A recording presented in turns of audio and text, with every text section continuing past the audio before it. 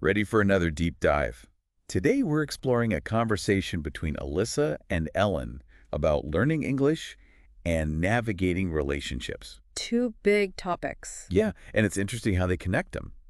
Kind of shows that communication is so important for, well, everything, really. Exactly. Let's start with Alyssa's English learning journey. Sounds good. She mentions feeling a bit nervous about speaking, especially because she's worried about not knowing enough words. It's something a lot of language learners struggle with, that hesitation. But I think what Alyssa and Ellen discover in their conversation is that speaking fluently isn't just about memorizing a ton of vocabulary. Right. It's more about having the confidence to use what you already know. I like that. Like, you don't need to be a walking dictionary to have a conversation, right? Exactly. Alyssa also mentions being afraid of making mistakes, which I think we can all relate to. Oh, absolutely. That fear of messing up can really hold us back. Yeah, it's totally natural to feel that way. But what Alyssa and Ellen help us realize is that mistakes are actually a crucial part of learning. So They're true. like those little course corrections that help you navigate a map. Okay, I love that analogy. Yeah. So how do we get over that fear then and start speaking more confidently? Well, Ellen gives some great advice in the video.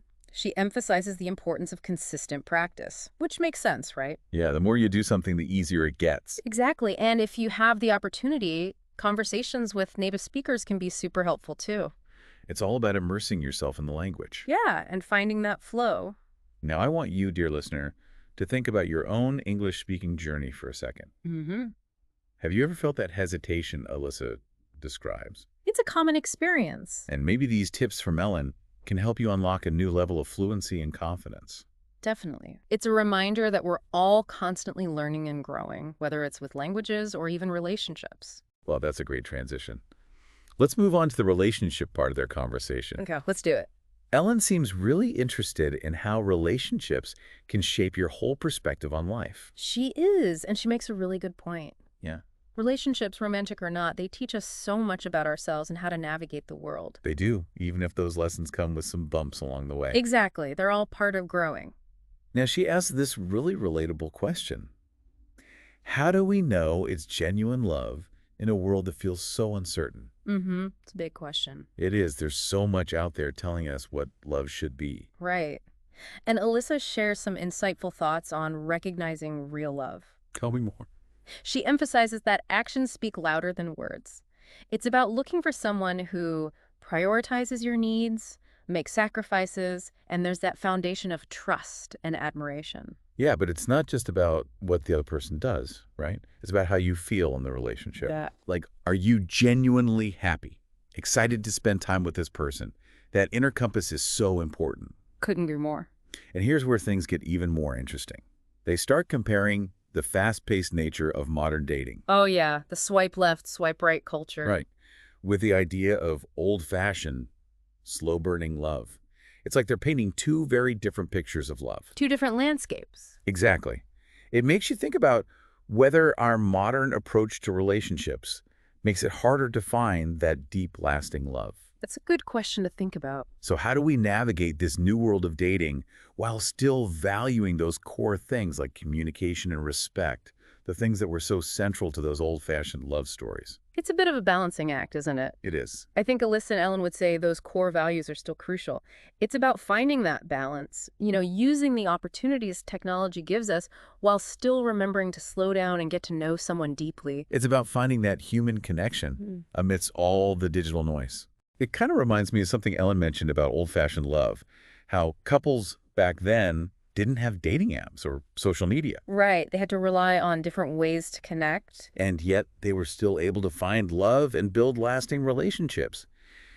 Makes you wonder if there's something we can learn from that slower, more intentional way of connecting. Definitely food for thought. It is. Yeah. Maybe it's about putting more effort into building those connections and not being afraid to be a little vulnerable along the way. Because vulnerability is key to any real connection. It is. It's about letting go of that fear of getting hurt and being open to the possibility of deep, meaningful love, even if it takes time. It's about focusing on the journey, not just the destination. And that's a beautiful thought. It is. It reminds us that even though the world of relationships is changing, our basic human need for love and connection remains the same. That's a good point. And maybe by holding on to those timeless values and being more mindful in our approach, we can still find that lasting love. Even in a digital age? Exactly. There's another part of their conversation that I found really insightful. Oh, I'm curious. Tell me more. Alyssa shares this great advice she got, and it applies to both language learning and personal growth. She talks about how important it is to never stop learning and growing as a person. I love that. Me too. But how does that tying into what we've been talking about? I feel like there's a connection there. Well, think about it. Learning a new language pushes you out of your comfort zone. It does. You have to embrace those challenges and be okay with making mistakes. Exactly. And the same goes for personal growth and relationships. So you're saying it's all about continuously evolving, both as individuals and in how we connect with others. Yes. We're never truly done growing. I like that. It's not always easy, but it's so important. It's not. We might stumble and feel uncertain, but that journey of continuous learning and growth is what opens us up to new possibilities and deeper connections. That's inspiring. It makes you realize there's always something new to discover about ourselves, about the world, and about the people in our lives. Every day is a chance to learn and grow a little bit more. And that's what's so amazing about being human. It's a constant journey of evolution, and we get to do it together. I love that sentiment. Yeah. It makes you want to have those deep conversations with friends and family and learn something new along the way. Speaking of learning, Alyssa mentions that her favorite subject is computer science. Oh, interesting. And guess what Ellen's favorite is? I'm not sure. Tell me. Biology. It's fascinating how those little details can emerge in a conversation. They do. And give you a glimpse into someone's passions, like those tiny pieces that help you see the person behind the words. Exactly. It's true. It's like shared interests create a connection, even if you're different in other ways. That reminds me of something else they talked about. Oh, what's that? They were discussing the different ways people learn from teachers. And it wasn't just about traditional classrooms. They brought up online learning and YouTube as valuable sources of information. That's so true. It's pretty cool to think about all the different ways we can learn these days. It really highlights how education is evolving, right? Knowledge isn't confined to those traditional spaces anymore. It's accessible anytime, anywhere. It's like the whole world is our classroom now. I love that. And speaking of accessible, they even touched on something that always makes me happy: animals. Oh. They shared a love for all creatures. It's like a reminder that the simplest things can bring us so much joy. Absolutely. Whether it's the loyalty of a dog or the intricate workings of an ecosystem, nature has this incredible power to captivate us. And, that sense of interconnectedness is something that Alyssa and Ellen really embody throughout their whole conversation. Whether they're talking about learning English, relationships, or animals, there's this genuine warmth and understanding between them. Yeah, it feels like such a safe space for them to be themselves and share openly. And that's a valuable lesson for all of us, whether it's with friends, family, or even someone we meet online.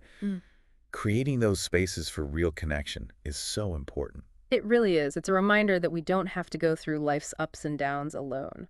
We have each other to lean on, learn from, and grow with. Exactly. It's like we're all in this together. We are. And as we wrap up this part of our deep dive, there's this thought-provoking question that keeps coming back to me. In a world that's so constantly connected, how do we cultivate the patience and understanding that's so crucial for relationships?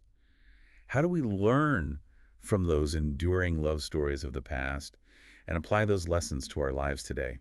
It's a powerful question. It challenges us to be more present, more intentional, more appreciative of the journey. It does. It's like a gentle nudge to slow down and really savor those moments. And maybe, just maybe, by embracing that challenge, we can create those love stories that stand the test of time. Love that thought. So as you go about your day, dear listener, what's one small step you can take to cultivate a bit more patience and understanding in your relationships? It doesn't have to be grand gesture.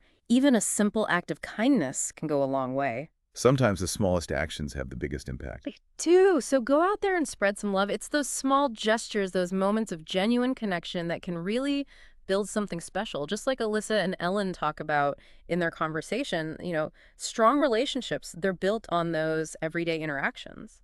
You're right. It's easy to get caught up in the big picture, but it's those little things, those consistent actions that speak volumes. It's like, I don't know, tending a garden. You have to give it that consistent care for it to thrive. Exactly. And that brings us back to that idea of old-fashioned love that they were discussing. I found it interesting how they contrasted the pace of relationships in the past with what we see today. That instant connection. Everything moves so fast now. It's a good point.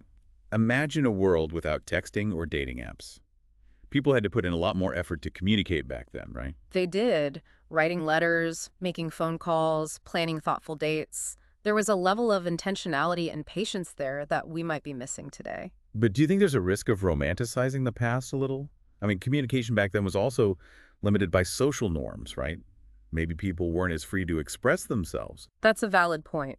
It's important to remember that every era has its own challenges. While we might admire some aspects of old-fashioned love, those relationships existed in a completely different context.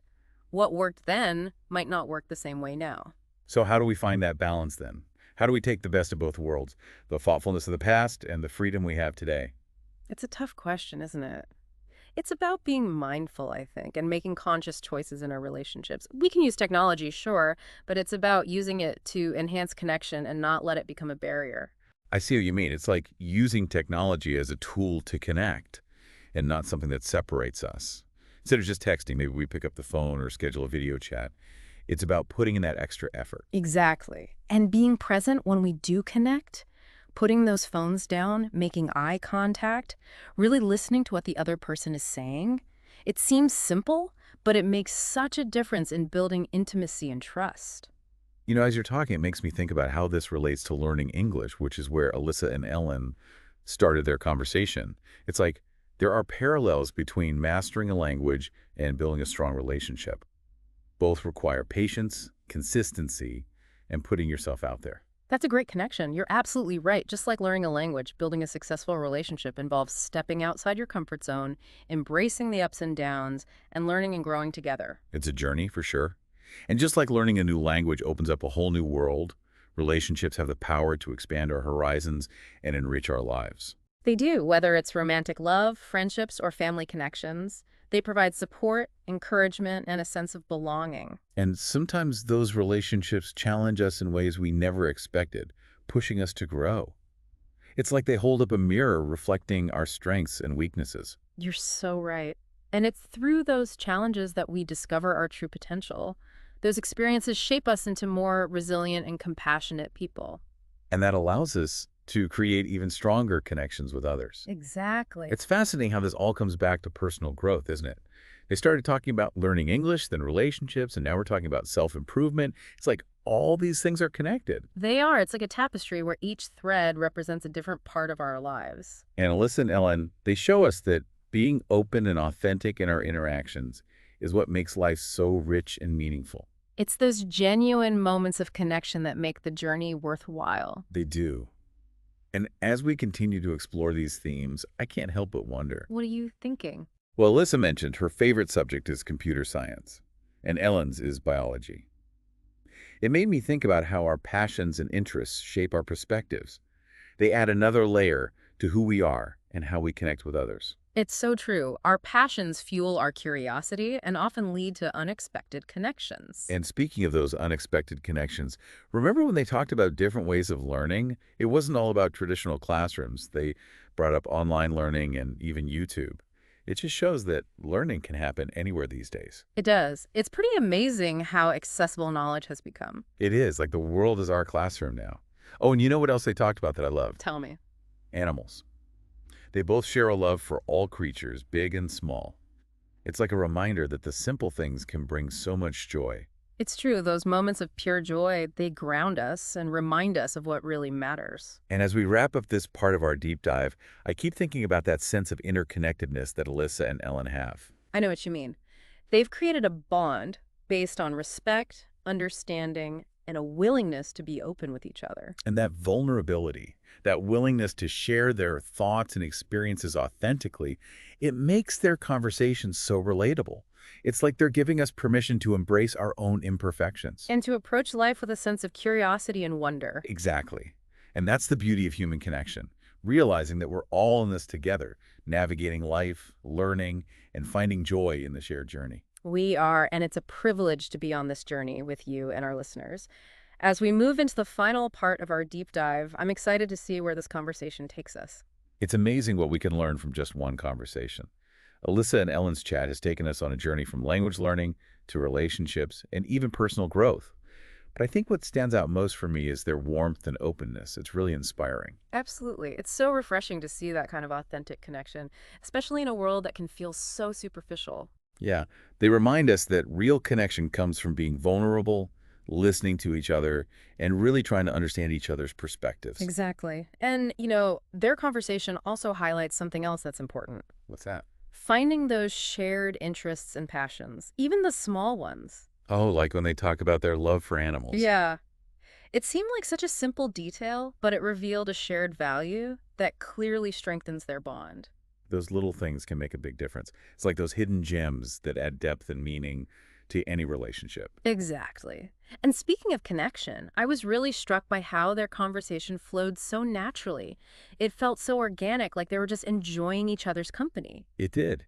It makes you realize that meaningful conversations don't have to be planned or scripted. Right. It's about being present in the moment, listening with intention, and being open to wherever the conversation takes you. Letting go of that need to control things and just enjoying the ride. I like that. Enjoying the ride. And, when we approach conversations that way with curiosity and openness, it opens us up to so much more. New perspectives, deeper understanding, unexpected connections. All of that. And I think that's what Alyssa and Ellen's conversation ultimately teaches us. Hmm. Whether we're learning a new language, figuring out relationships, or just looking to connect with others, it's those genuine moments that make it all worthwhile. The shared laughter, the heartfelt conversations, those moments remind us that we're not alone in this journey. Exactly. We all want to feel connected. We want to belong. And by being vulnerable, being curious, and truly listening to each other, we create something special. You do. So as we wrap up this deep dive, we invite you to think about your own connections. What can you do to build stronger relationships in your own life? How can you be more present and intentional in your conversations? Remember, even small gestures can have a big impact. They really can. Mm. So as you go about your day, remember to spread a little kindness and connection. It's those little acts that make the world a brighter place. Thanks for joining us on this deep dive, everyone. Until next time, keep exploring, keep connecting, and keep those conversations